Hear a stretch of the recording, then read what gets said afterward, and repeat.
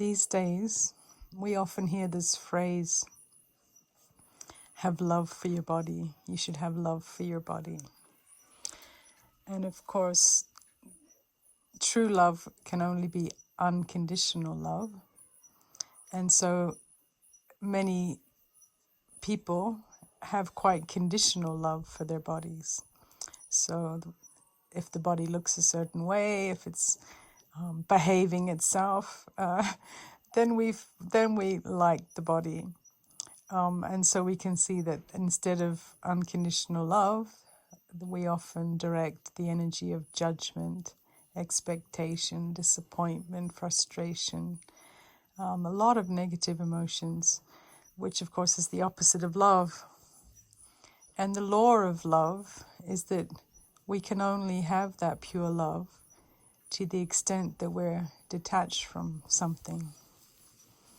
And that's of course true in relationships. You know, when we're too attached, we might say that we love someone too much, but actually that usually means that we have too much invested, we're too identified, we're too obsessed, we become too controlling, because that thing that we're attached to becomes the source of our well-being or our security or whatever makes us feel good.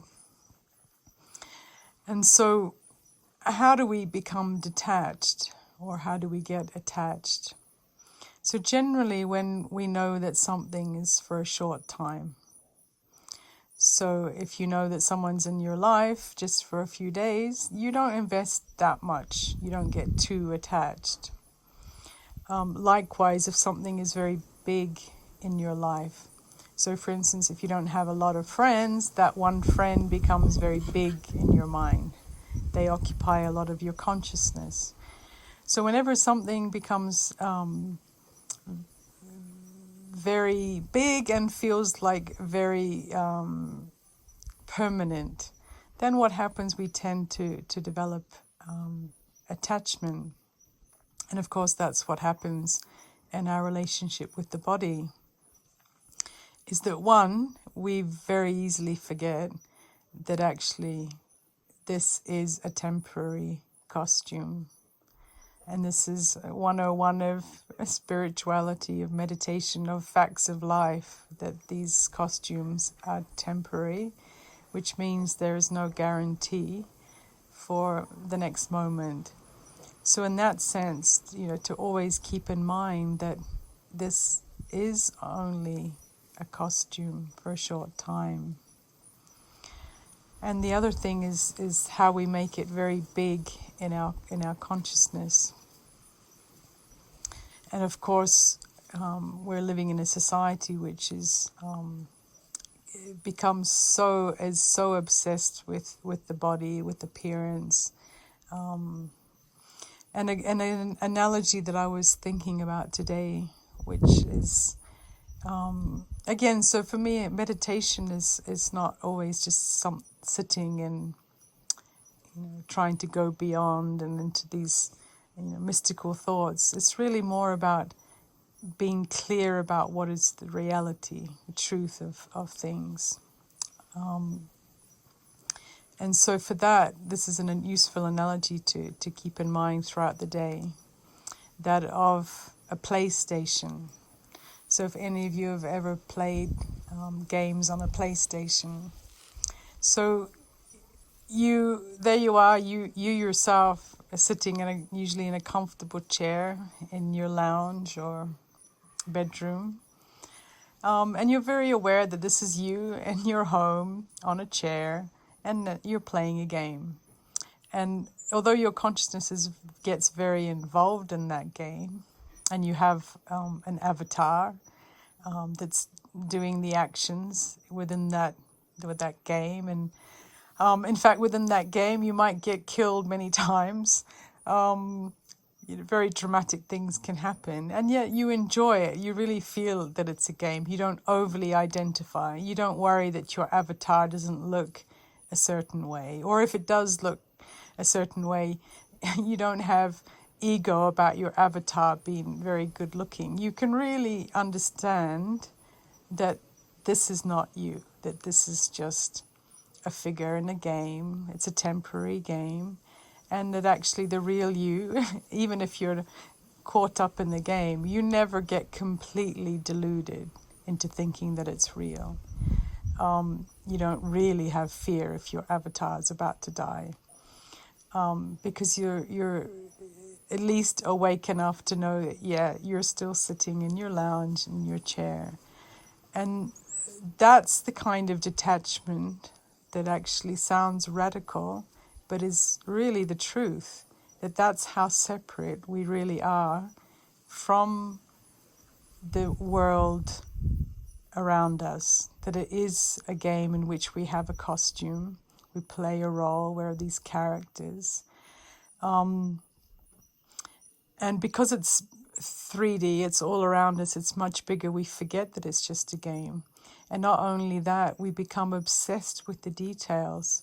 So just think for a moment, that if you were sitting in that chair playing the game, and yet you started to become obsessive about your avatar, are the legs of the avatar slim enough? Do they look good enough? Is the hair right? It would be like an insanity, because you can really see that actually it's very small and insignificant. It's not real, that the real you is sitting in the chair in your home. And by home we can mean really in the dimension that's beyond the physical activity, the dimension of the soul, the dimension of stillness, of fullness, where all the feelings, true feelings, come from this dimension.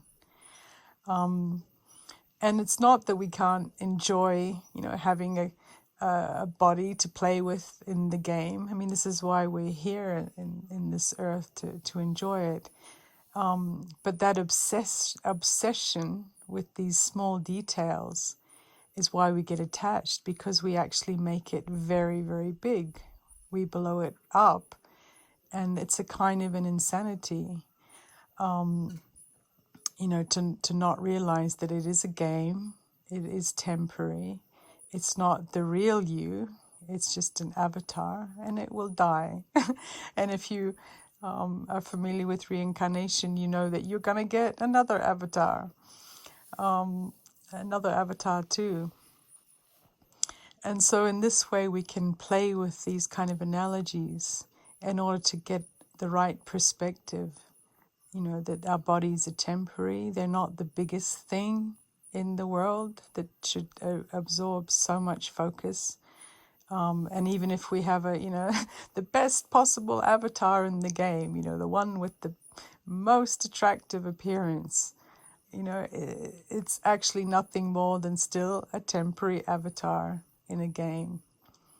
And so with that kind of level of detachment, by making something smaller and temporary, we actually make the self bigger and more real.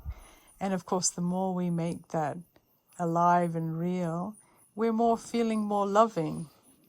And when you're feeling more loving, whether it's, your costume, other people, whatever it is, actually it's not specific love. It's just a general feeling of happiness and well-being. And when you're in that feeling, when you look at your body, your avatar, you really, you don't have that same charge, that you're not overly identifying with. It's like, oh, my avatar has a bit of a belly. Oh, my avatar's got a few more wrinkles. You really become lighter about the whole issue, which I think is obviously important to all of us. And I was also thinking about, that love is often also referred to as a verb. So it's not only that you're feeling love because you're in a state of real soul awareness and you're connected inside, and so you feel love generally. But love is also an action. So from that state of feeling good, you tend to then do actions which have the fragrance of love. And then you would see that love in that no matter, how the body looks, if it's not suiting the image that you want, you don't cease to look after it. It's a bit like if you have a plant on your around your house and you notice that it's drooping because it doesn't have enough water. You don't judge the plant and throw it out and reject it, because you just see that, okay, it needs some water, and you, with that act of caring, you give it water. So in the same way, we can also love the body by giving the body what it needs to be healthy, but without the charge of judgment, or giving it water and then saying, why is it not perked up yet? That's another way that people have expectations of the body in the game, that we do a little bit of good things for the health and then immediately expect some result. So again, that's selfish giving.